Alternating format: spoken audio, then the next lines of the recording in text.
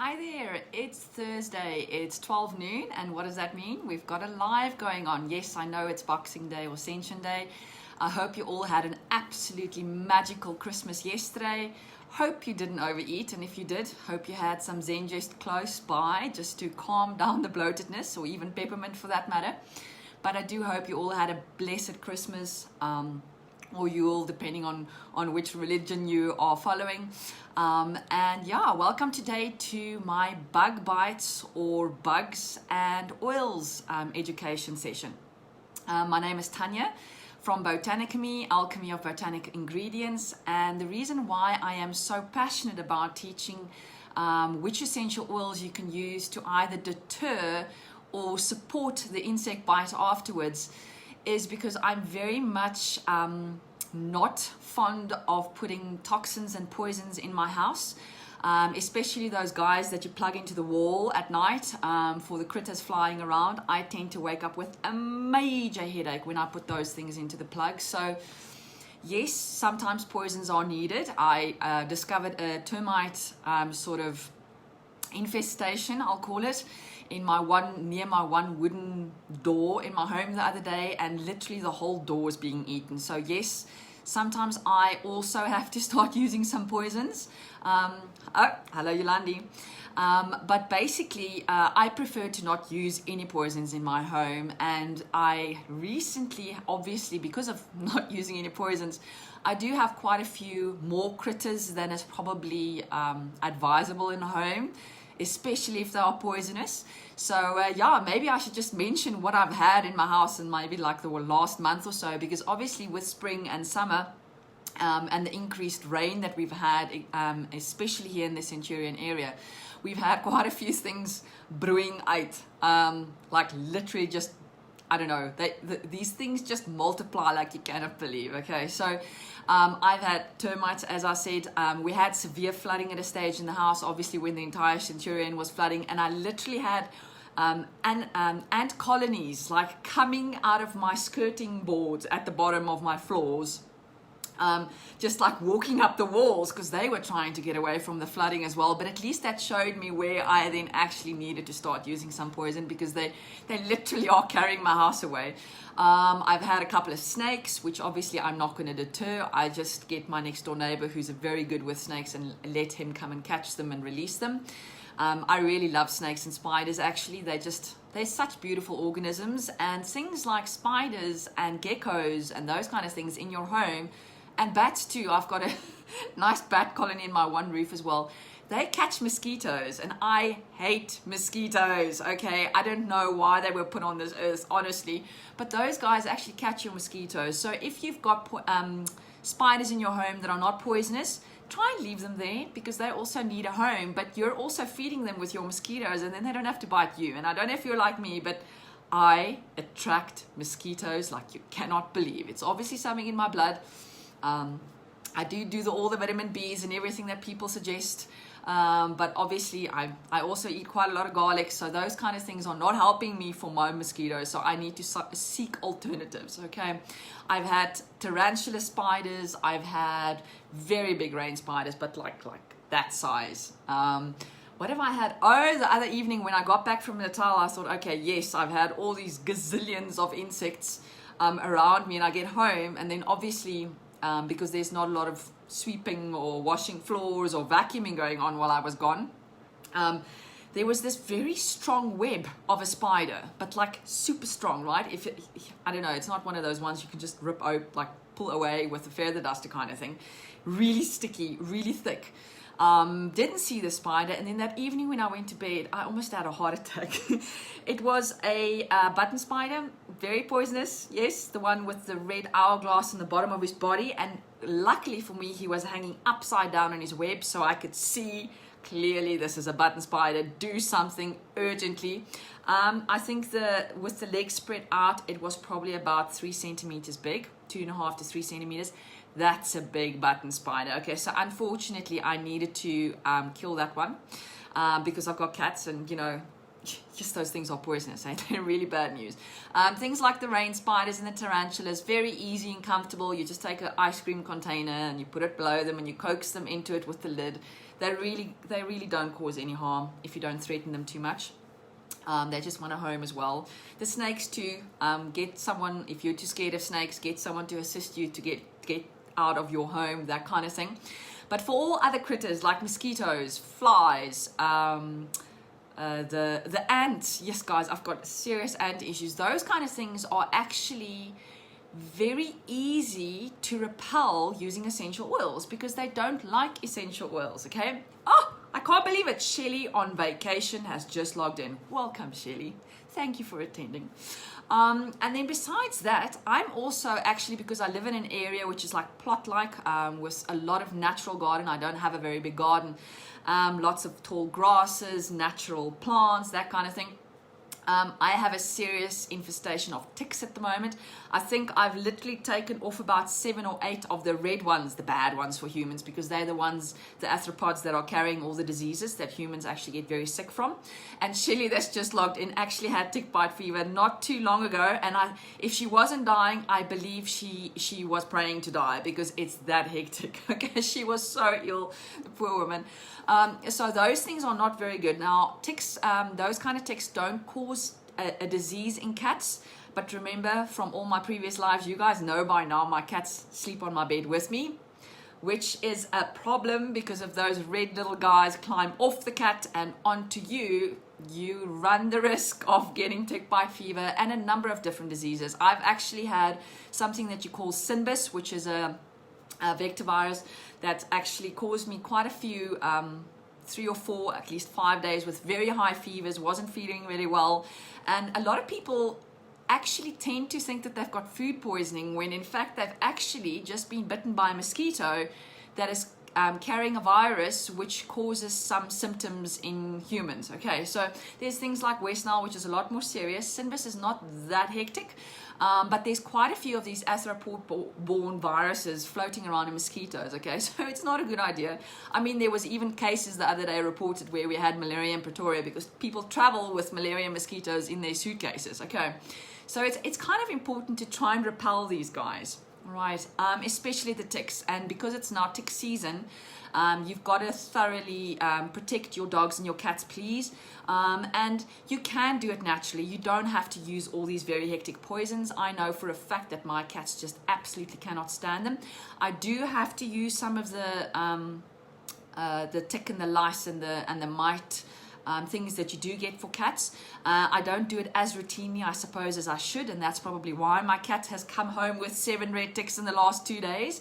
But they tend to go, because I use essential oils on them, they tend to go for the areas where I can't put it on them. Remember, just like humans, you can't come near eyes, nose, mouth, you know, all the kinds of sensitive areas with essential oils, and that's where the ticks are going. So not on the rest of the body because they're being repelled, but Shay, my one cat at like 3, just here by his snorborde. What is that in English now?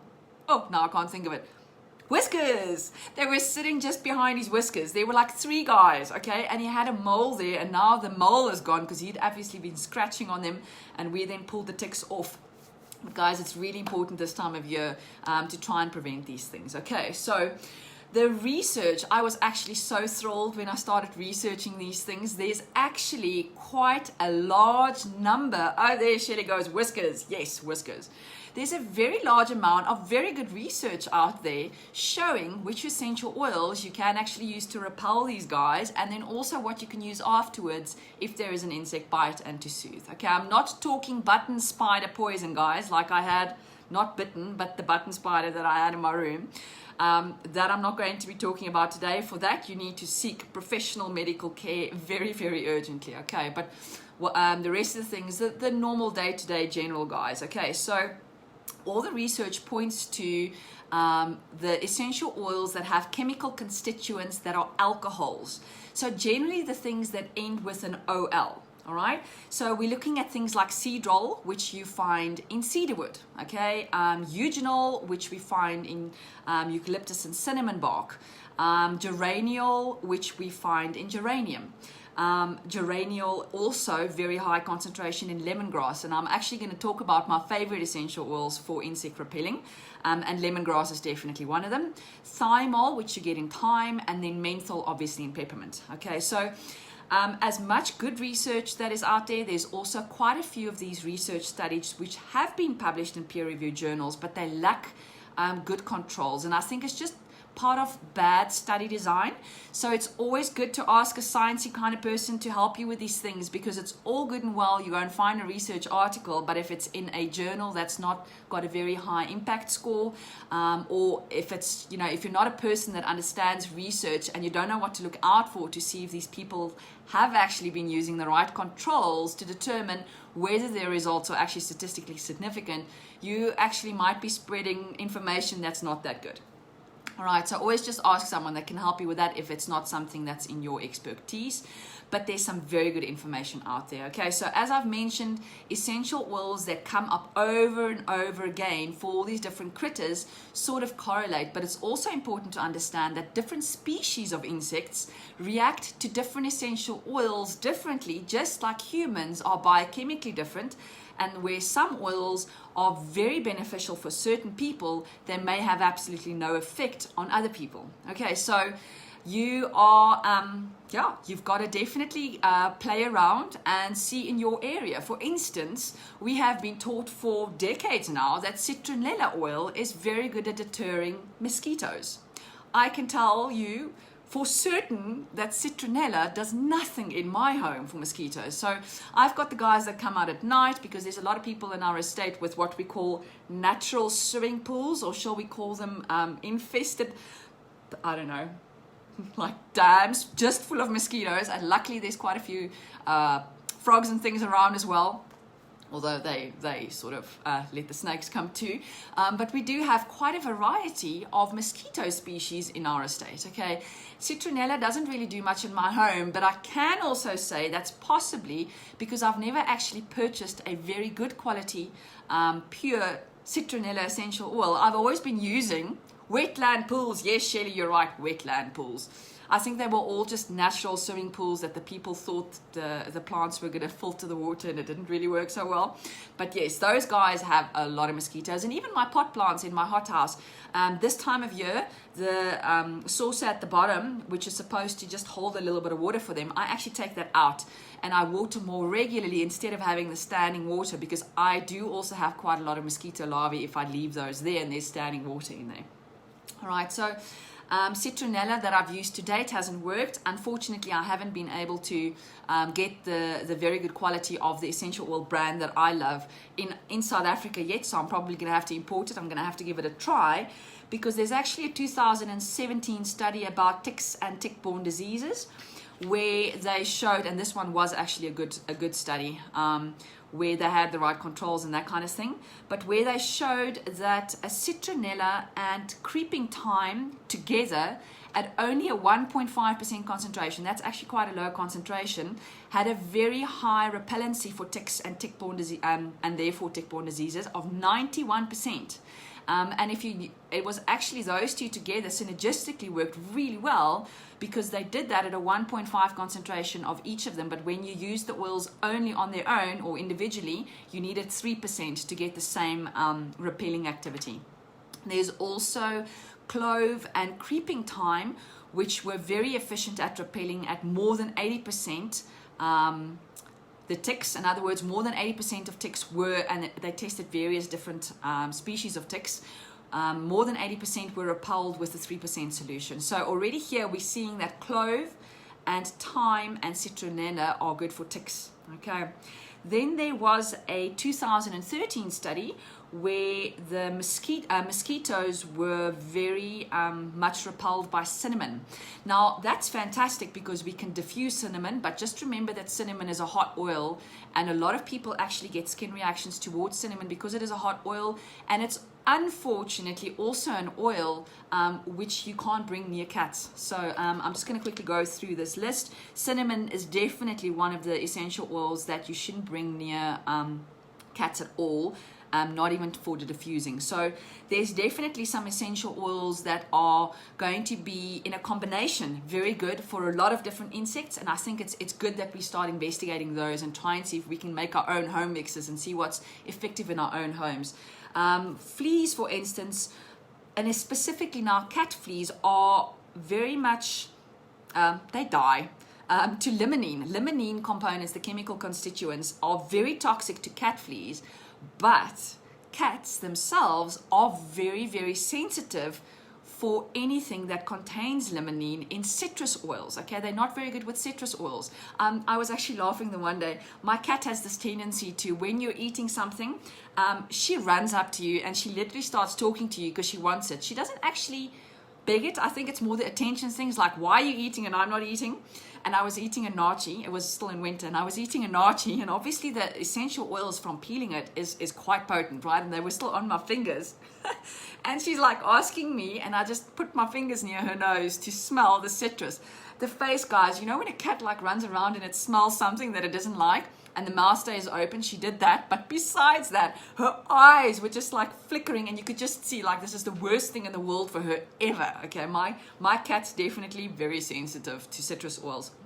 But if you are going to want to repel fleas, something that also has a high concentration of limonene, for instance, is frankincense. And cats and dogs are actually quite good with frankincense. So just by learning what chemical constituents actually repel insects, you can then swap these oils out. All right, so for fleas, definitely start looking at things like limonene, frankincense. Dogs are a little bit better with citrus oil, so you can definitely diffuse those for them. Carvacrol, which we all know is very high concentration in thyme. All fleas are very sensitive for that. And then if we also think about mites, because mites is definitely something, especially this time of year when dogs and cats' ears are a little bit more moist because it's really hot.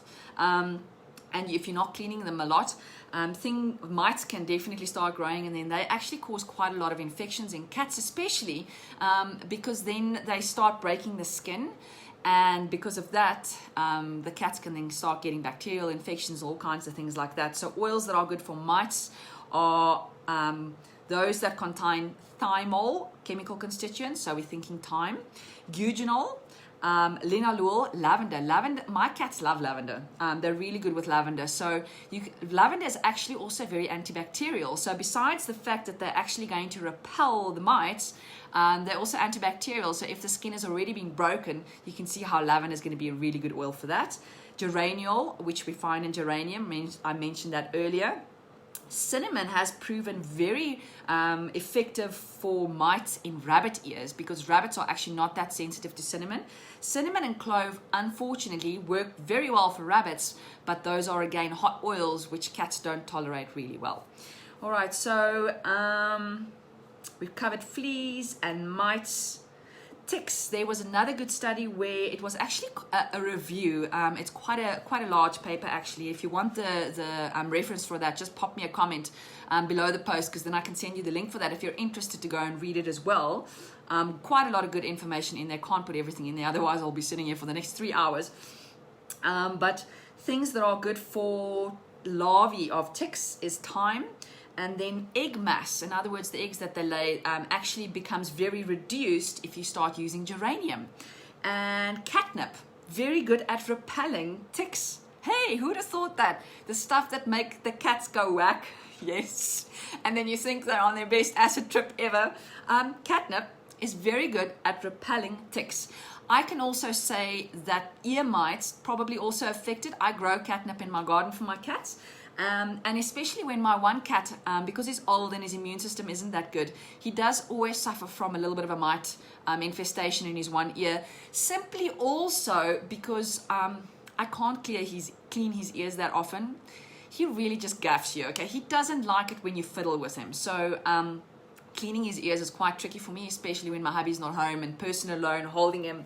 Very big cat, he's like 9 kgs. To try and clean his ears is not that good. So I noticed that when his ear's not well, it like hangs and he runs, he always jumps on the table where I put the catnip and he goes and chows some of that. So we can know that the catnip is definitely assisting him with there, because he definitely wants more catnip when his ear is a little bit infected.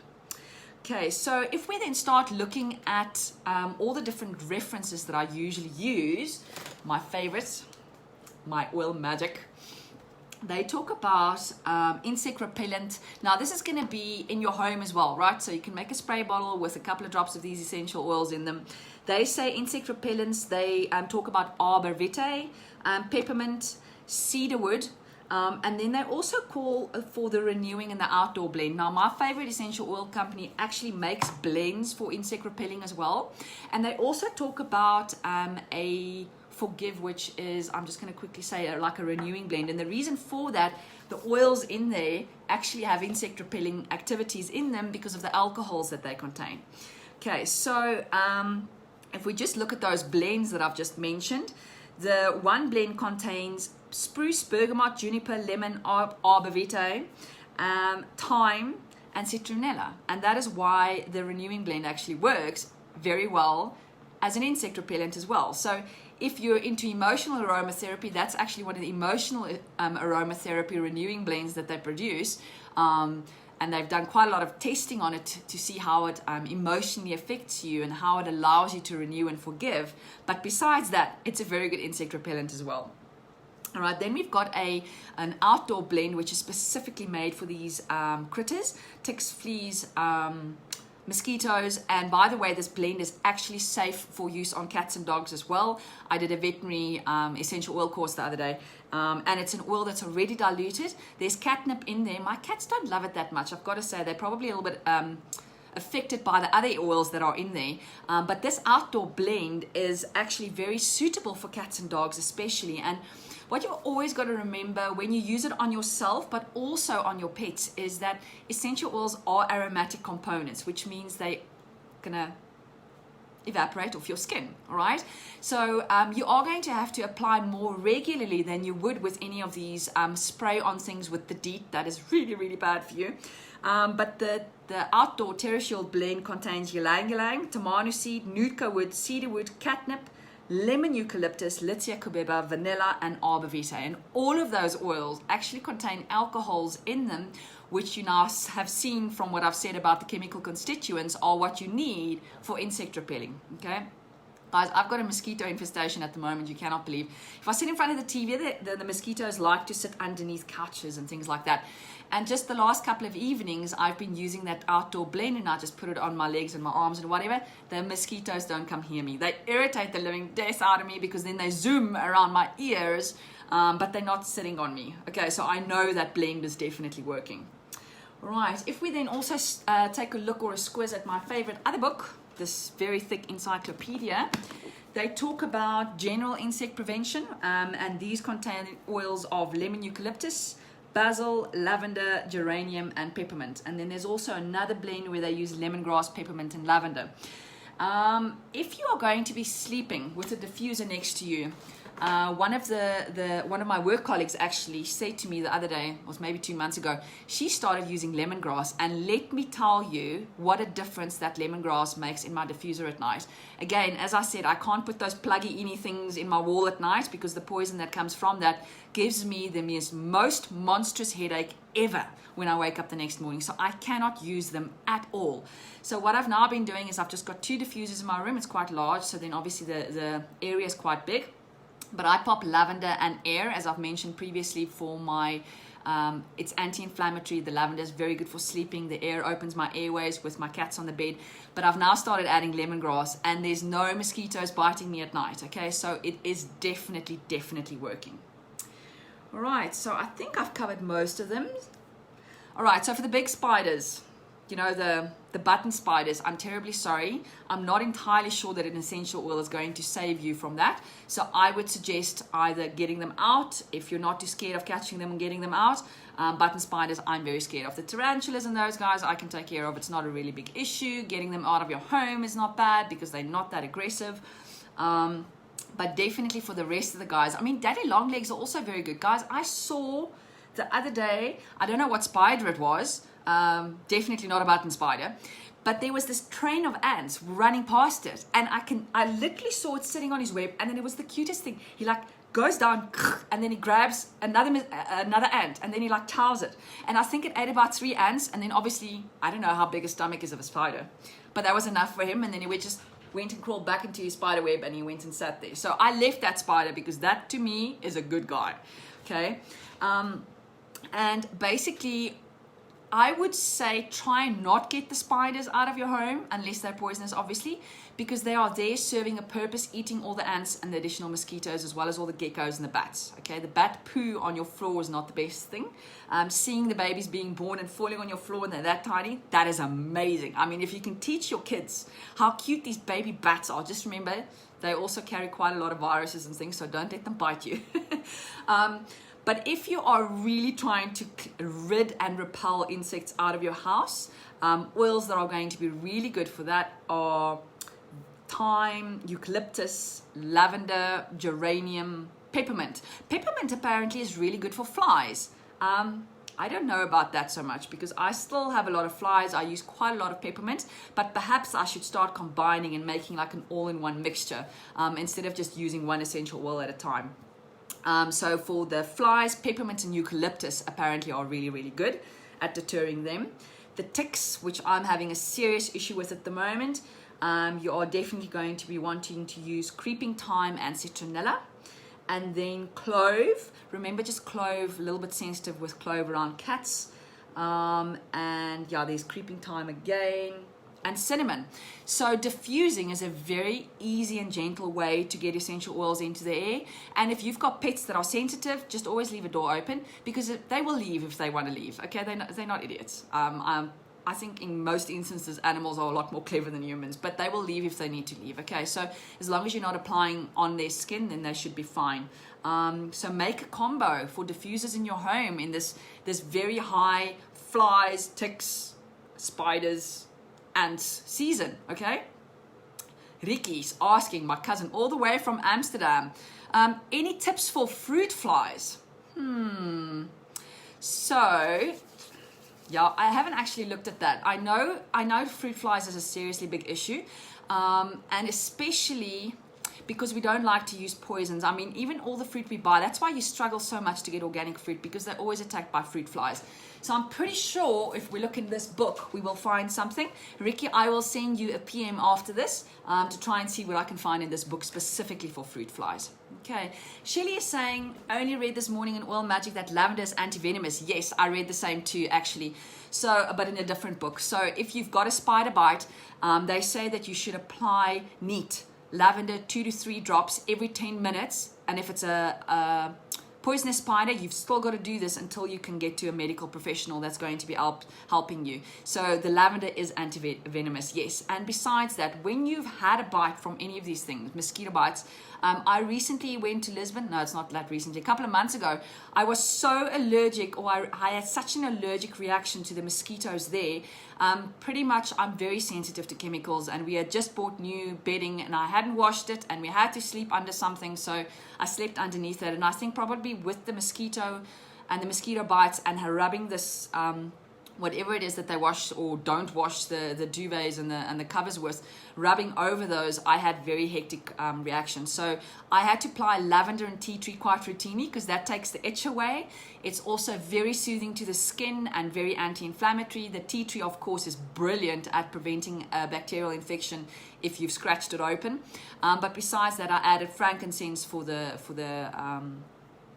marks and the blemishes that then developed because I did scratch. Unfortunately, they were just so itchy. But basically, the lavender and the tea tree definitely calmed them down. So if you do have an insect bite, tea tree and lavender are really, really good because of the soothing and the antibacterial infection, and now because of the anti-venomous effect that lavender has as well. I think I've said a lot today. I hope you found that useful. If there are any of you on here that do have proven recipes for ants, please put them in the comments for me. I'm now going to try this recipe that I found in this encyclopedia book of mine, specifically for the ants, because I struggle a lot with ants around my cat food bowls, and obviously I don't want to put any poison down. I put it into like a little saucer with water, but my cats bash the bowls around, and then it touches the side of the saucer, and then they make a bridge. and like zombies. They are like zombies, guys. Ants like sacrifice themselves. They like conglomerate together and then they die in the water and they drown, but then it actually makes this bridge so the other guys can climb over them. I mean, that's just for cat food, honestly. So basically, yeah, I need a good ant one. So if anyone has a good recipe that they've tried and tested, please let me know in the comments. I would really appreciate that. But for the rest of it, you can put diffusers around your home. Cinnamon's really good, cloves really good, eucalyptus really good, peppermint, geranium. I love the smell of geranium, so that's going to be really well. And by the way, I've actually planted quite a lot of rose geranium and pennyroyal. Pennyroyal is poisonous, okay? So don't ever grow pennyroyal and rub it on your skin. Yes, it's fantastic insect repellent, but pennyroyal is actually poisonous, okay? So I grow a lot of that in my garden because that that helps with insect repelling in my vegetable garden and that kind of thing for pests. But definitely don't put pennyroyal on your skin or that kind of thing. But the rose geranium, obviously you can, because it's just such an amazing plant, so very good for you. And now we know it's good for insect repelling too. Right. So yes. Oh, there we go. Lucia saying, I mix borax and sugar and dust it wherever I see ants. I'm definitely going to try that, Lucia. I just had a little bit of an incident. I think I used too much borax because around my lemon trees, the ants love my lemon trees. Therefore, I know lemon essential oil will not work for ants because they're all over my lemon trees. But I think I planted new seedlings. I forget what it was though. And there was quite a large ant infestation with nests in that piece of the vegetable garden where I was going to put these baby seedlings in. And I think I put too much borax in to kill the ants, and I probably didn't wait long enough. I'm not sure, but all my baby plants died as well. So I'm a little bit more wary about borax. I think I just maybe used too much, but I will definitely try the borax and sugar for all the ants that are like walking away with my home at the moment with the wood. I'm definitely going to try that. Thank you, Lucia. All right. Thanks, guys, for joining. I will see you all next week. I better just check the dates because on the 1st and the 2nd, I am planning on having a brilliant new year because I think 2019 was a very tough year for very many people. And 2020 is just going to be absolutely brilliant. So hopefully, if it's the 1st or the 2nd, what is today's date? I can't even remember the date, guys, because it's holidays. But yeah, if I can't do a live next week Thursday, I'm definitely going to put a video up for you there again. So I'll hopefully see you online. If Thursday is not the 1st or the 2nd, then I will be doing a live. I will see you all then. If there is a particular health challenge you're dealing with or a suggestion on what I need to do a live on, please always just remember to go and put it in the comments and I will try and fit it into my schedule. Love helping people. Love all the hearts coming up. Thank you so much. I had a good turnout today, even though it's holiday. Oh, Ricky saying, not for ants, but peppermint oil to remove ticks. Put on Q-tip and rub around head in circular motions till its leg goes. Brilliant for dogs, not for cats. Cats are unfortunately very sensitive for peppermint. Not a very good oil around them. They freak out about it. But thanks for the tip. For all the dog lovers that have dogs, Shelly, try the peppermint and let me know how it goes for the ticks. Okay. See you all next week on a video or live. And then, have a fantastic New Year's if I don't speak to you before then. And thanks for joining. Bye-bye.